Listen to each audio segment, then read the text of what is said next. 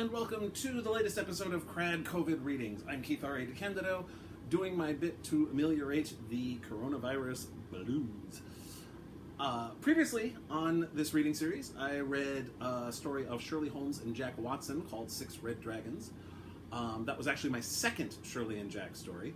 My first one was called Identity, and it appeared in the first BAKER Street Irregulars anthology, which was published back in 2017. Those two are the only actual Shirley and Jack full stories that I've written. I hope to do more. I have a bunch I want to do, but I just haven't had the time or opportunity to do so yet. But it's in the long-term plans to do more.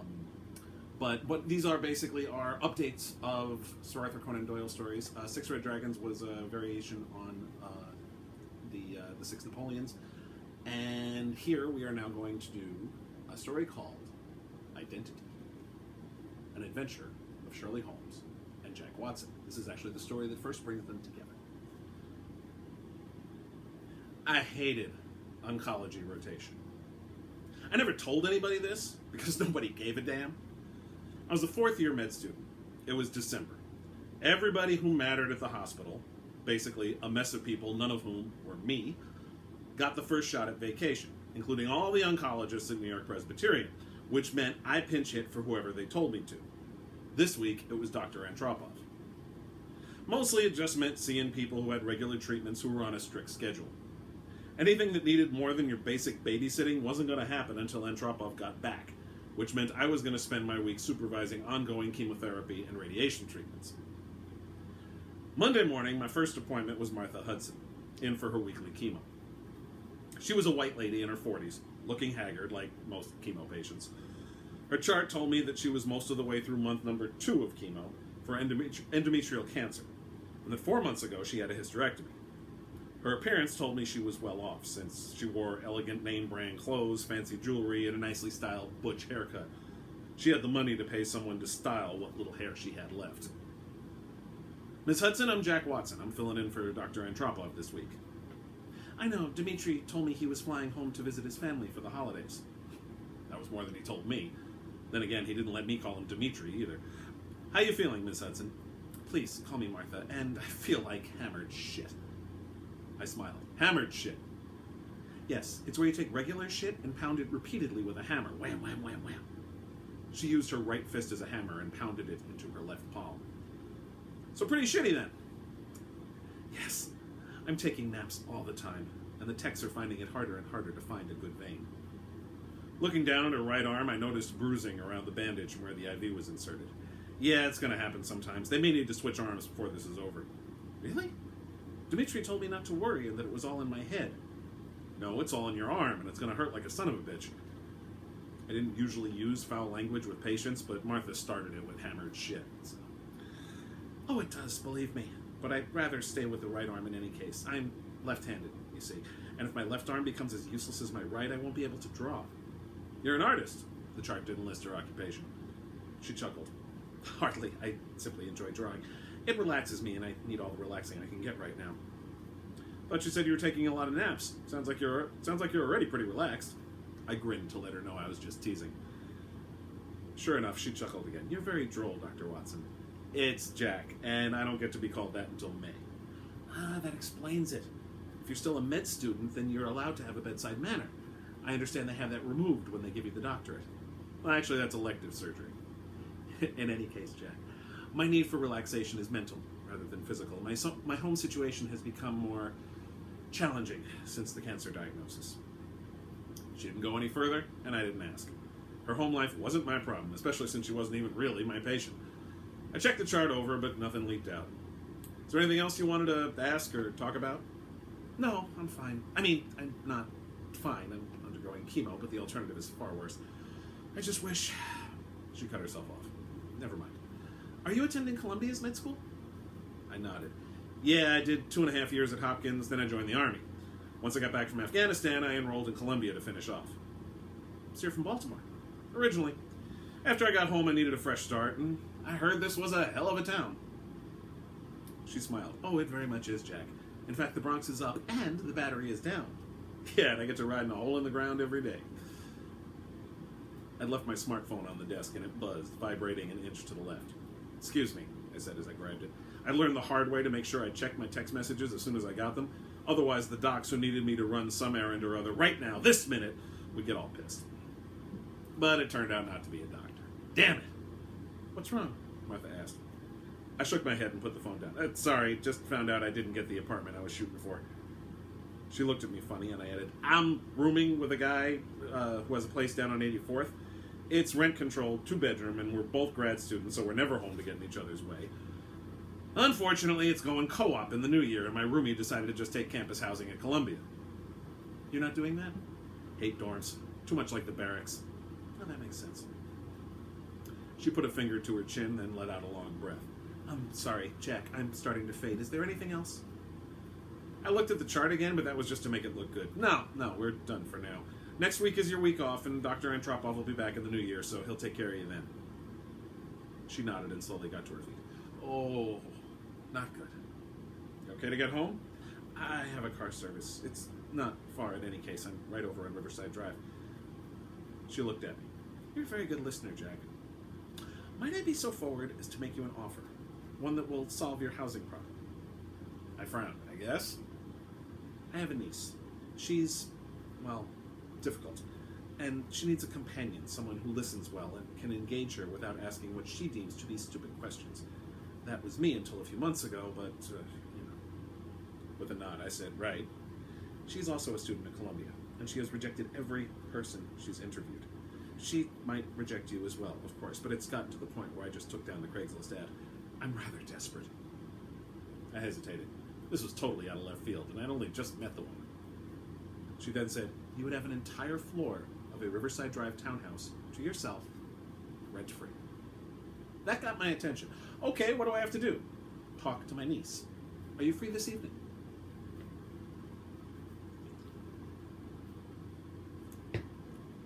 Since it was late December, we were between semesters, so I had shit all to do on a Monday night anyhow. I've been thinking of going to see a movie. Mondays and Tuesdays are the best nights to see a movie in the theater. The place is almost totally empty. But a free crib in exchange for listening to some kid? I'll take that interview. When Martha said townhouse on Riverside, she wasn't kidding. It was a beautiful 5-story place on the corner of 107th that had to go back to the early 20th century. It was all red brick and white stone with fancy wrought iron patterns on the front door. I rang the bell. About a second later, a voice said, "Who is it?" over the speaker. Now, that was impressive all by itself, because intercoms like that in New York usually just give you a burst of static. This one, though, was crystal clear. "It's Jack Watson." There was a pause, and then, "I don't know anybody by that name, though it's a very common name, and I suppose I might have met one at some point. Obviously, if I did, they were spectacularly boring." Okay, maybe listening to this kid was going to be more of a challenge. I'm here about the companion job?" "Oh, you're the person my aunt met at the hospital." "Yes." The door made a light buzzing noise, and I pulled it open. To call this place huge undersold it. High ceilings, fancy furniture, and the foyer I walked into had a massive staircase on the right and led to an even bigger room. And there was wood everywhere. Hardwood floor, wooden banisters on the wooden staircase, wood paneling on the walls, a wooden coat rack near the front door. The young woman who walked in from the far room was small and slight, with just enough curves to make you realize she was female. She was well fed, though. 3 years in Afghanistan taught me the difference between people who were skinny because that was how they were built, and people who were skinny because they didn't eat. She had brown hair that she kept short, and I thought she had brown eyes. She wasn't looking at me. Her skin was the coffee color you see on some mixed-race folks. But even with that mocha flesh tone, she was pretty much the dictionary definition of nondescript. I also couldn't tell how old she was at all. If you told me she was 12 or 28 or anything in between, I'd believe you. "Please place your coat on the coat rack and then come with me," she said. After I did that, she asked, "How long did you serve as a medic in Afghanistan?" as she led me into the next room. "Your aunt tell you that?" "No, she just said that she met you at the hospital, but that means you're obviously a medical professional of some sort, and you carry yourself in the manner of someone who served in the military, specifically in combat situations, to it the way you continually check your surroundings. When you shrugged out of your coat, it was as if you were expecting there to be a backpack, and your hands moved toward your head as if to remove a helmet. Plus, there is a particular cast to your eyes that I have observed only in those who have been involved in armed conflict. Some would call it haunted, if they prefer to be vulgar. So, therefore, your service was recent and involved combat, but your fingers have none of the calluses associated with the use of firearms. And since you are involved in medicine, it stood to reason that you served as a Okay! I'm impressed. By this time, we'd gone through what I figured was a sitting room and then a dining room. How'd you know it was Afghanistan? I could have served in Iraq. She turned around and looked at me. I stopped dead in my tracks. I got my first good look at her brown eyes, and her stare was intense. Your fingers have none of the calluses associated with the use of firearms. Since you are involved in medicine, it stood to reason that you served as a medic. Now then, enough of my stating the blindingly obvious. Please answer the question, how long did you serve as a medic in Afghanistan? She took a seat at the head of the table. I just stared at her for a second, but she was back to looking away, which I gotta tell you was a huge relief. After another second, I sat at the seat perpendicular to her and said, 3 years. My aunt seems to think that you could replace her as my companion. What Aunt Martha fails to understand is that I do not require a companion. I am, of course, grateful to her for assisting me all these years while my parents have traveled, but I am no longer of an age where I require a guardian or someone to speak to. In fact, I would much rather not have someone. She frowned. Under what circumstances did you meet my aunt? I was filling in for Dr. Antropov to supervise her chemo. Which means you're a fourth-year medical student, since Aunt Martha would have identified you as a doctor, and you would likely have introduced yourself as Dr. Jack Watson, and supervising a standard procedure is typical of the duties given to internists such as yourself. This means that you are working long hours at the hospital in addition to your studies, which means that you will not have the time to irritate me. She nodded. Excellent. I accept your application, Mr. Watson. You just said I wouldn't have time to irritate you. Honestly, that had been my biggest worry about this whole thing from the jump. I didn't have all that much spare time. Which suits us both. You do not need to be encumbered by the additional duties my aunt thinks are required, but the act of having you here will placate her, create the illusion that I am being taken care of. Do you accept? I just kind of sat there with my mouth hanging open. Pretty much from the minute this kid opened her mouth, I figured the job was a lost cause. I didn't think I could listen to her for more than 5 minutes without wanting to strangle her. But getting a free room in this house and not having to put up with her bullshit, I'll gladly accept, Miss Hudson. She frowned again. Don't be stupid. My name isn't Miss Hudson. Aunt Martha is my mother's sister, and she committed the barbaric act of changing her name to that of her husband when she married, and kept it following his death. That practice derives from an era when women were considered to be the property of their spouses, and so subsumed their birth names for that of the husband. That is no longer the case, so I do not comprehend why women continue to engage in the idiotic practice. In any event, I would properly be identified as Ms. Holmes, which is my father's last name. And my mother's, actually, as she also underwent the barbaric practice. However, you may address me by my first name of Shirley. You can call me Jack. Is that how you were referred to by friends and colleagues? I started to say that my army buddies all called me Doc, because that's what you usually called the medic, but I really didn't want little Shirley Holmes calling me that, and she was literal enough that she might, so I just said, yeah. That was a lie. You hesitated before answering. Nonetheless, I will abide by the terms you set out and refer to you as Jack. You may bring your belongings whenever you wish. Aunt Martha lives on the second floor. I am on the third, and my parents, on those rare occasions when they darken this townhouse's doorstep, are on the fourth. You will have the top level where my brother once lived before he moved out. I'm afraid it will require a considerable amount of stair climbing, but you seem to be a fit specimen. I chuckled. The place I'm about to move out of is a fifth floor walk-up, so I'm good. I'll move in tomorrow. The first few weeks living at the Holmes townhouse were interesting. I had my own bathroom with a clawfoot tub and even a kitchenette. Plus a bedroom that was bigger than any apartment I'd ever lived in, never mind the shitholes where I hung my helmet in the desert. I didn't see that much of Shirley. She spent all her time researching. I checked in on her a few times after I moved in, just to keep appearances up, for Martha's sake. In her room on the third floor, she had 4 computers on her desk. A purple iMac from the turn of the century, a Dell laptop from about 2004, a MacBook Air, and an Acer laptop that looked more recent. Plus I saw a big pile of smartphones on the desk, starting with a Trio, a BlackBerry, and the first ever iPhone model, going all the way up to the latest models of Android, Apple Android, and Windows phones. One of the desktops was playing music. It sounded like something classical. Another had some kind of graphics program. Another had an Excel spreadsheet, and the Air was running a word processing program. First thing she said was, "What is it you want, Jack?" "Just checking in to make sure you're okay." "Of course I am okay. In addition to the placation of my aunt, your presence serves as a useful and immediate aid should I not be okay, as you are a semester away from being a fully trained physician and are located only 2 flights above me. However, I have not summoned you, which is an indication that I am, in fact, okay. You may rest assured that you will be informed if that situation changes." Alrighty then. When she wasn't home, she was going off to some library or other. Once the semester started, we didn't see each other hardly at all, which was fine. I saw more of Martha, honestly, and we spent a lot of time making fun of Dimitri. She told me she wished I was a regular doctor. One Friday night, I came back from the hospital to see a tall Indian woman standing outside the front door.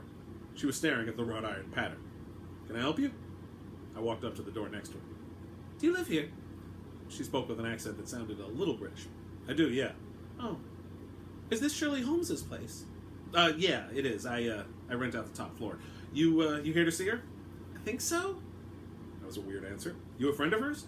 "Oh, no. No, that is to say we've taken a class together, and she's brilliant, but..." After she trailed off, the uncomfortable silence went on way too long. So I said, "You want to come in?" "I suppose so, yes." She gave me a big smile. "Thank you. I'm so sorry for being ridiculous." "It's fine." I pulled my keys out of my slacks and opened the door. "By the way, I'm Jack." "My name is Kirti. Thank you so much for the help." Martha was coming downstairs as we came in. Before I could say anything, Kirti said, "Shirley, is that you?" Chuckling, Martha said, "I'm afraid not, but thanks for the compliment." Turning, she yelled up the stairs, "Shirley, you've got a client!" I frowned. "Client?" "Didn't I tell you about Shirley's hobby? She helps people with things." The kid herself came down. "Hello?" "Is that you, Shirley?" Kirti asked. "Of course. And you're Kirti Prakash. You and I both took the Ecology, a Human Approach class 2 semesters ago." "Oh, good. You do remember me." "I remember everything. Well, everything important, and many things that aren't, including every excruciating moment of that class. I should have realized from the name that it was a waste of time. It isn't if there's such a thing as a robotic approach to ecology." Shirley took Kirti into the sitting room, and I was about to go upstairs. Martha, though, stopped me. "Stay. You should watch this." "Watch what?" "My niece in action. Trust me." I was about to say no, but I was curious, and besides, I was supposed to be Shirley's companion. Maybe I could help with whatever Kirti's problem was. This time, Shirley took her meeting in the sitting room. In the weeks I'd been in the townhouse, I hadn't been in this room except to walk through it. There was a back staircase to the kitchen that I used occasionally if I needed something that wasn't in my own kitchenette, but otherwise I didn't hardly use the first floor except to walk in and walk out. Shirley sat in a nice, easy chair that was pretty well worn, but looked real comfy. Kirti sat on the couch, and I took a smaller chair that was near the big fireplace. First thing Shirley said was, "I take it your shift at Starbucks just ended." "Yes, Kirti's eyes got all wide. "How did you know I worked at Starbucks?" "Well, it's obvious. The coffee that is sold at Starbucks has a particular odor, not, I might add, a particularly pleasant one, and enough of it lingers to indicate that you were in the store for many hours. In addition, there are coffee grounds under your fingernails, indicating that your lengthy stay in the establishment was due to working behind the counter rather than as a customer. Every time I saw you on campus, you had your hair down, even in warm weather, much less the just above freezing temperatures of today, but it's tied up in the style of baristas at Starbucks to wear under their regulation caps." Kirti shook her head. "I knew I was right to come to you. You're so brilliant. And yes, I do work at the Starbucks on Broadway. I don't really need to. My college bills are paid by my trust, and I live with my parents. But the extra money is useful sometimes, and I like interacting with people." She let out a breath. "But none of that matters. Surely you're the only one who can help me. My fiancé has gone missing." "And you haven't reported him to the police since they would then talk to your parents, and they disapprove of the union?" Kirti opened her mouth and closed it. "How did you know that?" "It doesn't matter." She let out a long sigh. "But if you insist, you aren't wearing an engagement ring, but since you entered, you have fiddled with your left ring finger several times and stared at it longingly several more times. You're devoted enough to your fiancé to seek out my help, yet you're not wearing the ring, which means you've been pressured into not wearing it, and such pressure would likely come from your parents." "It's primarily my father. Well, actually, he's my stepfather. He married my mother 2 years ago. My biological father died when I was a girl, but he left me with a trust." Shirley nodded. "You already mentioned that. Do you have access to this trust?" Shaking her head, Kirti said, "Not until I get married. My stepfather has been very strict about who I might date, which is his right, of course." I snorted and then turned it into a cough so I didn't piss Kirti off. "He doesn't even like me to go to parties. The last 6 months or so, he's been particularly adamant. I still go, but usually only when he's away on business. He travels a great deal for his job." "You met your fiancé at one of these parties?" Kirti nodded. "His name is Jose Hernandez. We met at a party at a friend's apartment on 117th Street. He was off in the corner, not talking to anyone, and wearing dark glasses, even though we were inside and at night. I was attracted to him right away. He's completely bald, with a thick beard, and I've always found that to be rather sexy." She got a shy smile when she said that. "In any case, I struck up a conversation. Turns out he's been very sensitive to light his whole life, which is why he wears the tinted lenses. I had a difficult time speaking to him at first because his voice is very quiet, so I could hardly understand him, but we went up onto the roof of the building, and then I could hear him properly. He used to be in the army, and he was wounded in the throat when he served in Iraq, and it damaged his vocal cords. That's why he grew the beard, to cover the scarring. You began dating after that party? Shirley asked. Yes. We went out twice, but once my stepfather returned from his business trip, we didn't see each other. I told him I met someone, and he was furious that I went out with a man he didn't know of or approve of. The fact that he's a Latino didn't help matters, unfortunately. My parents are very old-fashioned. I swallowed another snort. That much was kind of obvious. Unfortunately, Jose became very skittish after that. We texted each other constantly, and he said the most wonderful things, but he was afraid to see me for fear of what my stepfather would do. But we did get together a few times when my stepfather was away on business, and on one of those dates, he proposed. It was so romantic. We were at the Metropolitan Museum of Art, and he suddenly got down on one knee and gave me the ring. He not only asked me to marry him, but to swear eternal devotion to him, which of course I did. We promised each other right there at the Temple of Dendur to always be true to each other. We agreed to marry the next week. Since you still keep referring to Jose as your fiancé, I take it that he disappeared right before the wedding. Kirti let out a sigh. Yes. We were to meet at the courthouse a week and a half ago. He met my mother and I at our apartment. I couldn't help blurting out, wait, your mother? You said your parents didn't approve. My mother changed her mind after he proposed. She said that all that mattered was that I was happy. But he forgot the wedding rings, so we had to go back to his apartment. He put my mother and I in a cab and said he'd meet us at the courthouse. The lips started trembling. I never saw him again. We waited at the courthouse for hours, and I texted him, but nothing. I've been texting him. I even sent him an email and left him a note on Facebook, even though he doesn't check either of them all that often. Nothing. Did you try going to his place? I asked. I'm not sure where that is, Kirti said ruefully. He said he lives in Harlem, but I never went to his apartment. He shares it with two other men, and he says they've agreed never to bring anyone home. Shirley stared at the floor for a couple seconds, then looked up. Do you have pictures of Jose and of your parents? Oh, of course, I've got them on my phone. Kirti frowned. Why my parents? It will help me with the investigation, Shirley said, and then gave Kirti her number so she could text the pictures. Kirti played with her smartphone for a bit, and then Shirley's own phone made a clanging noise. Then Kirti stood up. May I please use your bathroom? Shirley nodded, but didn't look up from her phone, which she was running her fingers over like a kid with a game console. I pointed to the dining room. Go through there to the kitchen, then hang a left. There's a little bathroom there you can use. Thank you so much. She headed the way I pointed. I shook my head. You do this a lot? Shirley was still staring at her phone. Help stupid people. I mean, she wants to marry a guy and she doesn't even know where he lives? Plus, she didn't even know what you look like. Now Shirley looked up. What do you mean by that? When Martha came downstairs after we walked inside, Kirti asked if she was you, and then she asked if it was you when you came down. I mean, she came to see you when you were in that ecology class together, so why didn't she recognize you? Jack, you may well have put your finger on the solution to what happened to Jose Hernandez. I blinked. What? But Shirley didn't answer me, just went back to playing with her phone. I was going to get up and leave, but then Kirti came back in. Ah, Kirti, Shirley said. Now that you've provided me with this information, I must ask you some questions. Who is the executor of your trust? My parents, until I marry, at which point I control it, as I suspected. What are your parents' full names? My mother is Nipa Kapoor. My stepfather is Ganesh Kapoor. What do they do for a living? Well, my mother keeps house, of course. And my stepfather is a vice president for Chase Bank. I'm not sure which actual office he's in, but it's somewhere in Midtown. Anyhow, they have him travel a great deal, and I believe he goes from branch to branch for his work as well. Shirley started typing furiously with her thumbs on her smartphone, probably noting down all that info. Next, would you please describe me? Kirti blinked. I'm sorry? Tell me what I look like. Kirti's mouth kind of just opened and shut. I mean, you have medium-sized hair, and...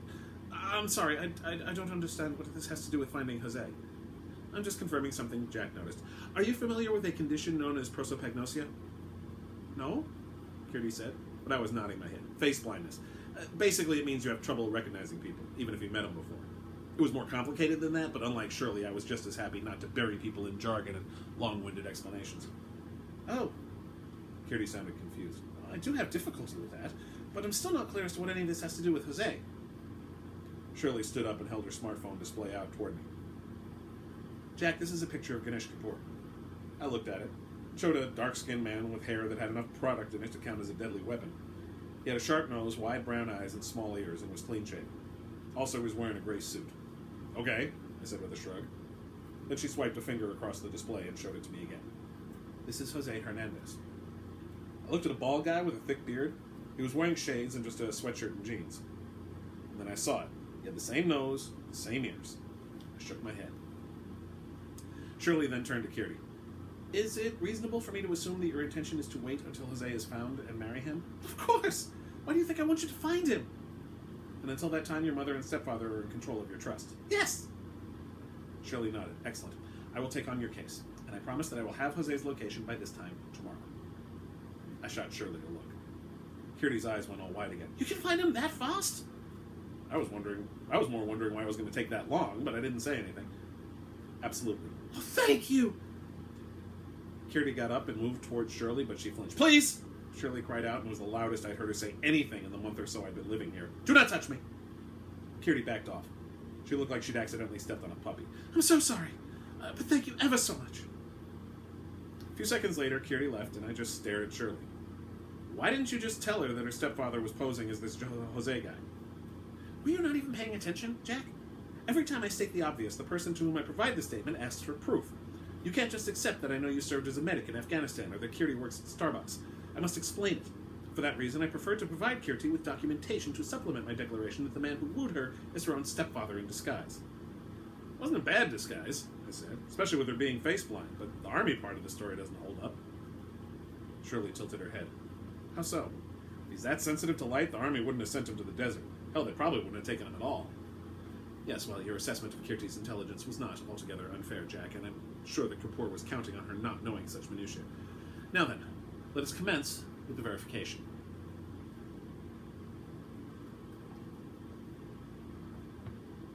The next day, Keardy came back to the townhouse.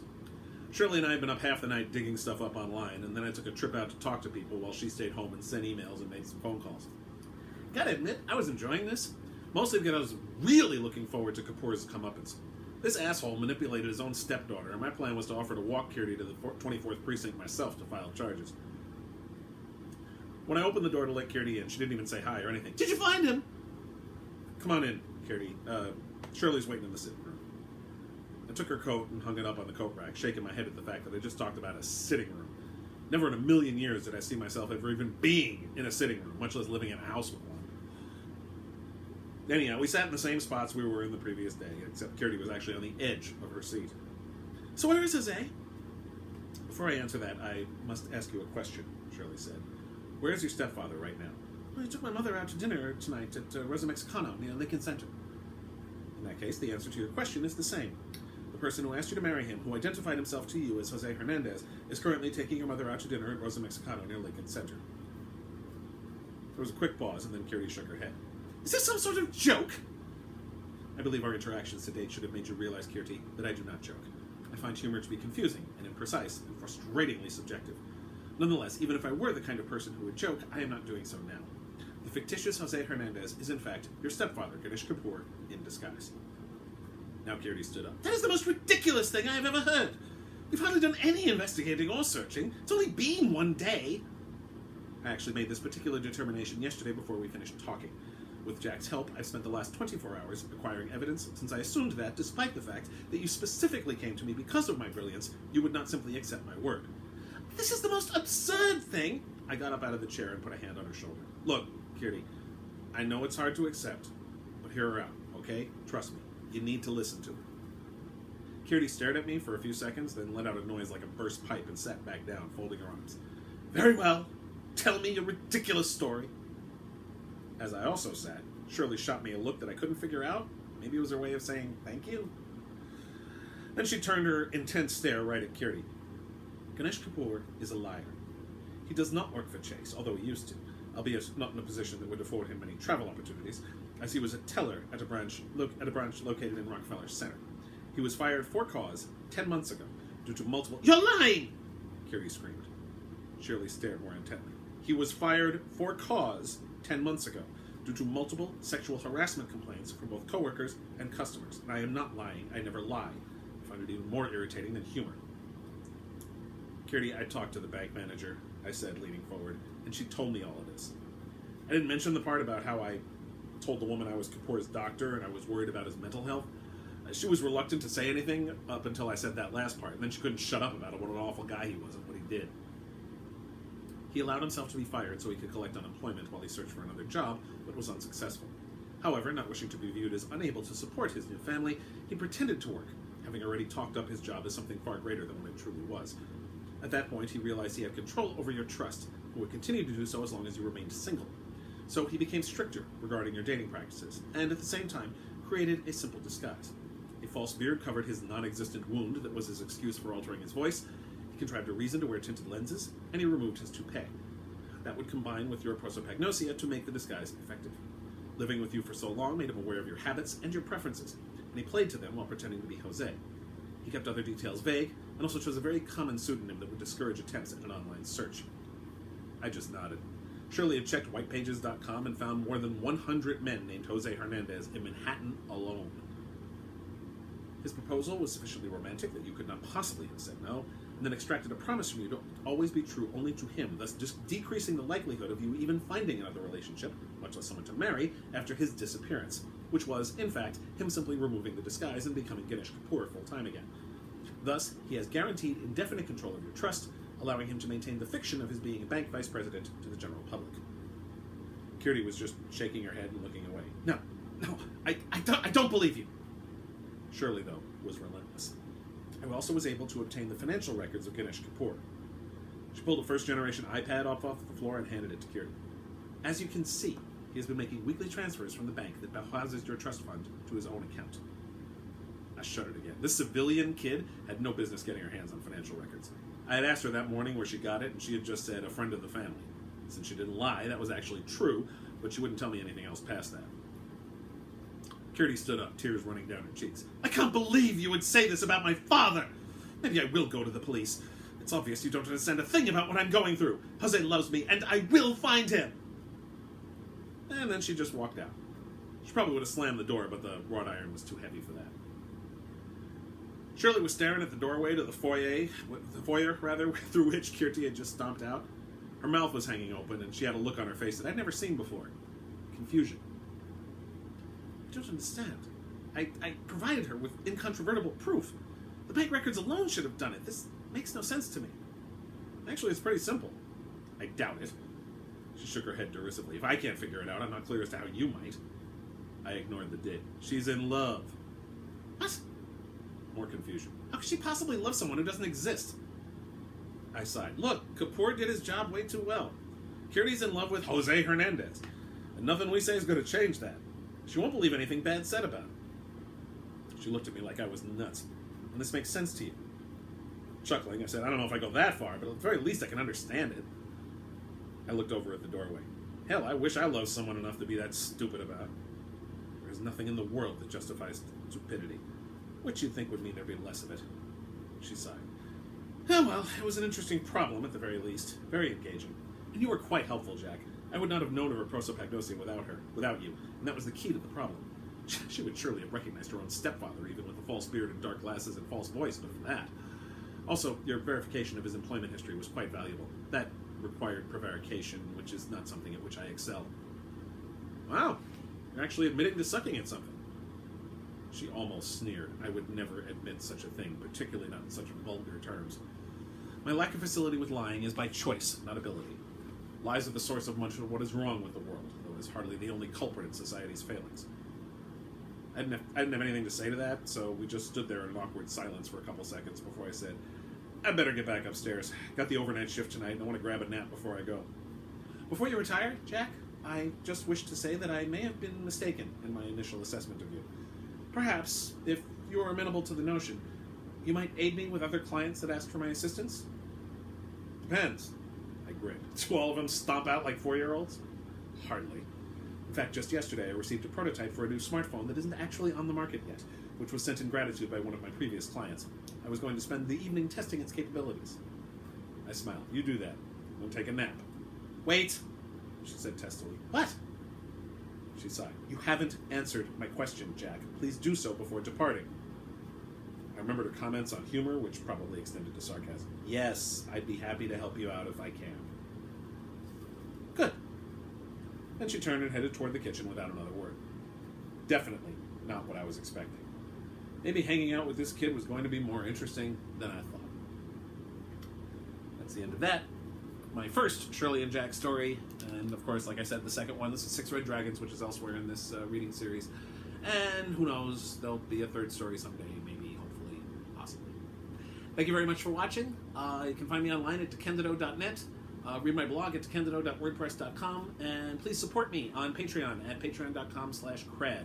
Supporting me gets you all sorts of cool stuff, including movie reviews, TV reviews, cat pictures, excerpts from my work in progress, first looks at my first drafts, and vignettes featuring my original characters, including, there's about 3 or 4 Shirley and Jack vignettes up currently, with probably more to come. Thank you again, and please stay safe.